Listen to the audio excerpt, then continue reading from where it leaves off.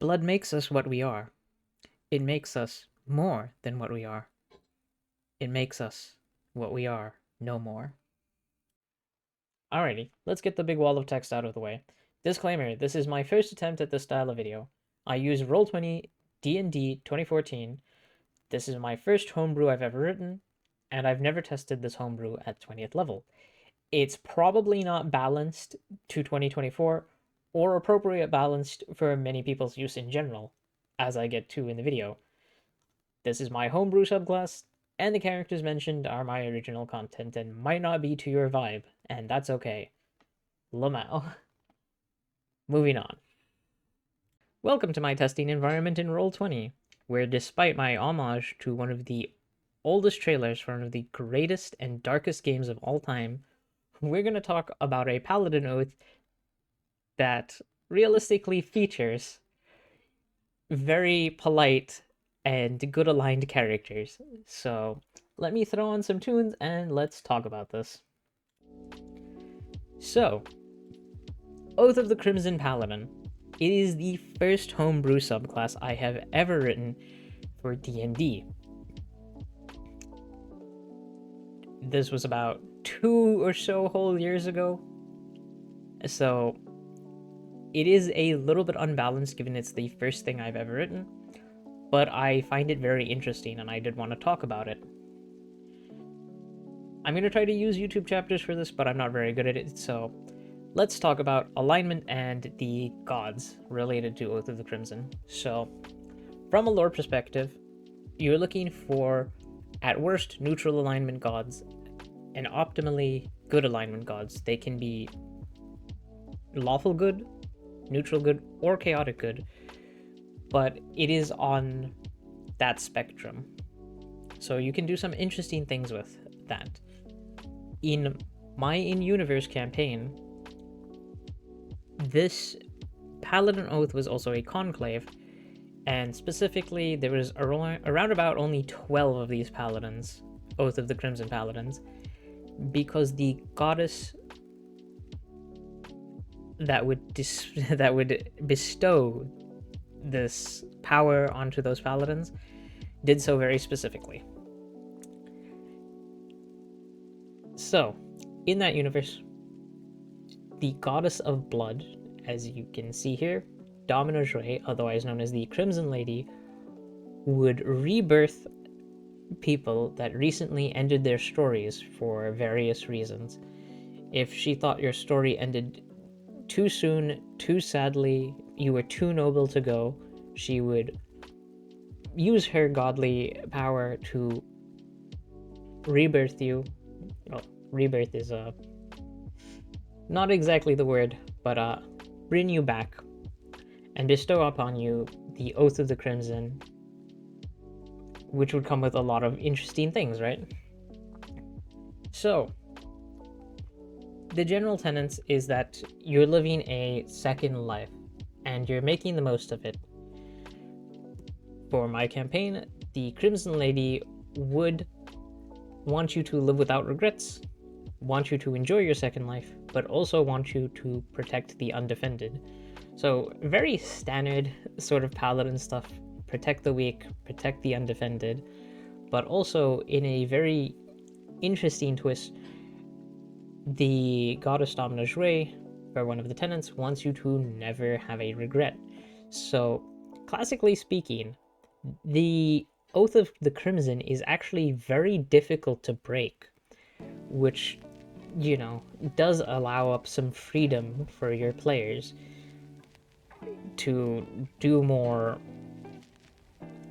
how to say, player-friendly things without breaking their oath accidentally. As an example, this is Reggie, Regulus Regitanen. He is the character I developed as one of 2 guides for my party in the first campaign that I wrote. And he was also essentially the feature piece for showing off Oath of the Crimson. He's a pretty neat guy. He usually dual wields or 2 hands a longsword. He doesn't have any special equipment on him because this is actually just a scaled up version of his character sheet. But less about Reggie, he'll just be here to help us with visualization. So, the very key thing about Oath of the Crimson is that I replaced the spell slots casting feature with HP-based spell casting. So you expend HP to cast spells instead of spell slots, which immediately is probably very broken to most people. But for me, I decided that I thought it was interesting enough to take that risk at making them essentially have infinite spell slots, but adding a specific HP like penalty to take it off. So I have a small basic formula here where it expends 5 hit points plus 5 hit points per spell level to cast spells, which means you are basically not casting at all in the early-ish game, because one spell cast is 10 hit points, which can be devastating. But in the later level, when you get, say, the tough feature, when you get more HP, it becomes much more smooth for you. It's less risky, so to say. But that would look something like this. Say I went ahead and cast Cure Wounds at a 4th level. Bam. I decide to heal someone for 17 plus 11. Going back over to the formula, that's a 4th level spell. That would be 25 HP that I just rip from myself. And that applies to all spell casting, which includes Smite. But we'll get to Smite a little bit later. But I found that pretty interesting. To help mitigate how broken this is, what I would do is I would reduce the amount of oath spells this paladin subclass receives. So from when I was researching and looking at what paladin subclasses do, I saw that they get oath spells, and they usually get 2 every odd level. So to help mitigate how strong HP-based spellcasting might be, I decided that this paladin would only get 1 spell per, paladin oath spell level. Moving on from oath spells, Channel Divinity. I made what I think are 2 interesting, maybe a bit too broken, Channel Divinities for this. Now, this is a toughie to debate whether or not it's broken, because I have only played with the same players in multiple campaigns and also only used Oath of the Crimson for one of those campaigns as the guide character. Which means, I'm doing quite a bit at a time. But let me show you them over here. Let's start with what I think is probably the more broken of the 2. Channel Divinity Crimson Rush. Basically, this Channel Divinity is a buff for yourself and an ally. What would happen is, as an action, you imbue yourself and another ally with Divine Blood. And then for 2 turns, you and them gain 10 feet of additional movement, and a bonus action, an additional one. Which I think is, pretty interesting. At 16th level, that bonus action would become an additional action, which I think could lead to some very interesting things. I think this is a fairly adjustable and not that broken, given that for Paladin, your Channel Divinity procs only once. So once you use this feature, I think it's a short rest until you get to use it again. I need to check again. Again, this is the only Paladin I've actually ever played, and I did so playing a homebrewed class, so some things are very up and down for me. Pardon me. So, going from that, the other Channel Divinity option I added was Vow of Health. Now you might notice that this proc to healing. So basically, Vow of Health gives you massive additional healing when you use your Lay on Hands. So you would say, alright, I used 10 points of Lay on Hands on somebody. Say if you weren't going to use Crimson Rush, you go ahead and go, alright, I'm going to Vow of Health because somebody's looking pretty bad. Bam, you go ahead and roll some extra healing die and your Charisma modifier and heal them. So this character sheet is at level 20, so this is very scaled up. But the dice levels for this starts at a D6, then at 6th level it becomes a D8, then a D12, then a D20 at 16th level. And there's a big jump. So once you get to 8th level, this stays at a D12 for a very long time. For 9th, 10th, 11th, 12th, 13th, 14th, and 15th level, it's a D12. So it scales pretty well immediately, and then you have a very long fall off, and then it scales up very heavily again. Excuse me, I'm gonna take a drink of water.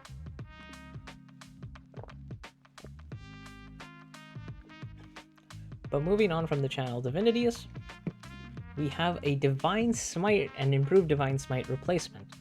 So, the other unique air quotes thing I decided to do with this paladin is make a new smite. So, it replaces Divine Smite and the improved Divine Smite features. Basically, Divine Smite becomes what I say is Blood Smite. And instead of being a D8, it is a D6. Well, 2D6 instead of 2D8 per spell level, right? But it works exactly the same. You make an attack, say 18 hits, bam, you do your slashing damage. I roll low because, of course. And then you make your, say, I'm going to add some Blood Smite to that. I cast it at a 4th level. Submit. I do an extra... Yeah, every time I look at this, I feel like my calculation is wrong for some reason. But yes, you do 2d6 and then an extra 3d6. And given that we cast it at our 4th level, that means we subtract 25 more HP. Because we cast like that. So that's the other thing I'm hoping to balance things out with. If you plan to Blood Smite every cast with a high level, you're going to dip HP very quickly. So if you say are at 20th level and you use 4th level Blood Smites, in one attack chain, you'll dip from 300 HP to 50 HP, which can be, you know, devastating. In addition, unlike with regular paladins, if you're at 30 HP, you can't cast a 5th level Blood Smite because it will leave you with 1 HP. I do need to probably add some extra casting rules in there, but that is one of those things where if it reduces you to a certain amount of HP, you can't cast. Whereas, say if you save your 5th level spell slot on a regular paladin, you might hit, say, 15 HP and go, okay, I'm going to cure wounds myself at a 5th level. You can't do that as a Blood Paladin. Or Oath of Crimson. I use them interchangeably because originally it was Oath of Blood and I decided to change it to Oath of the Crimson. Moving on from there, we have a more basic Paladin subclass feature. Aura of Sanguine Control is the 7th level aura feature. Most Paladin subclasses have it. I'm pretty sure none of them don't have it, but I haven't read and looked through every single Paladin subclass, so...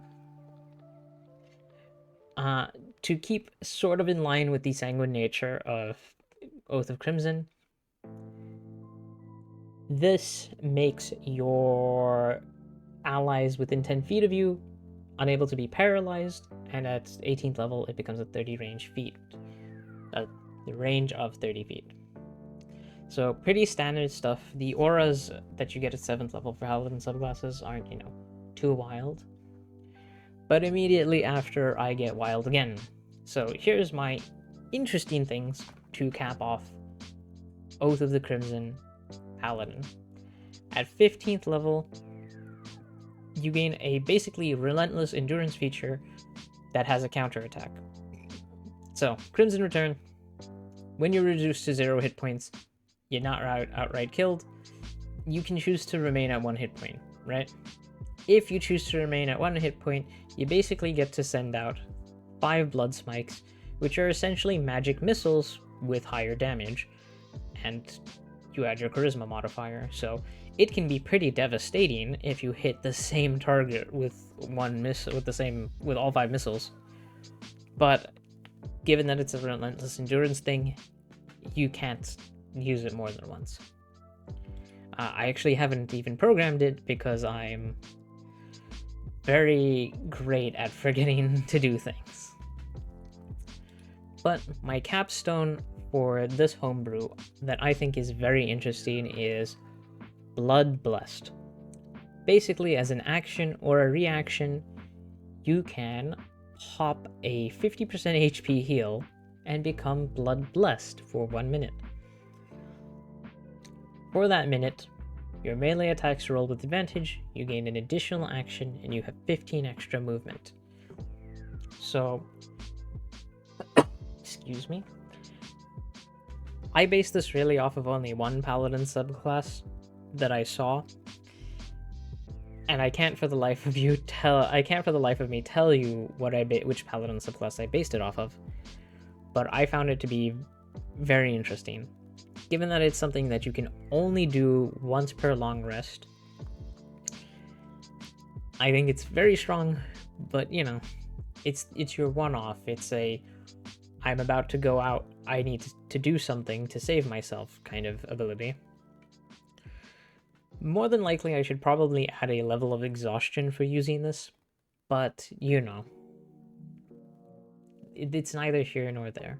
I would have to play the class at level 20 in a non-DM setting to see if it's really that strong. Which it probably is. Given all of the different bits of what's going on in this class, it is probably very strong. But yeah, that is all of the subclass features for Oath of the Crimson. And I think it's very interesting. It's probably on the scale of a little too broken, because I didn't have level 20 playtesting, and from my campaigns, nobody else has chosen this subclass to play. They have played some of my other stuff, though, so I do have a better idea if the other homebrews I've written are more or less balanced, but this one is still on the fence a little. But, Oath spells. I did reflavor 2 paladin spells for Oath of Crimson. Divine Favor, Blood Favor, swap it over. Basically, it makes your weapon deal force damage instead of radiant damage, and I think I lowered it from a D6 to a D4. Same thing with Crimson Mantle. It used to be, I think, a D6 in radiant damage, and now it's a D4. Which I think is one of the things that helps with the HP-based spell casting. Casting paladin spells, a lot of them are really, they can't be upcast, as I've noticed. But it's neither here nor there. I'd have to play a different paladin first, so. But I think this is one of the more interesting, probably, yes, one of the more broken things I've written. But I think it's worth a share and worth giving a good talking about. I think it's an interesting homebrew, and it's given me a lot to talk about. Recording this video took multiple takes. Very, very interesting experiment for me. But yeah, this does a lot of talking. I'm going to throw this in the description because this is a YouTube adjusted sheet where it lacks my personal information, and the share is view only and all of that sort of stuff. But yeah, my first homebrew that I've ever written, Oath of the Crimson. I will probably do similar kind of things once a week where I talk about D&D. Usually homebrews, maybe notes for my players in some of my campaigns, or my one campaign. I don't run multiple campaigns at the same time. But that'll be it for me today. So I will see y'all later, and ciao.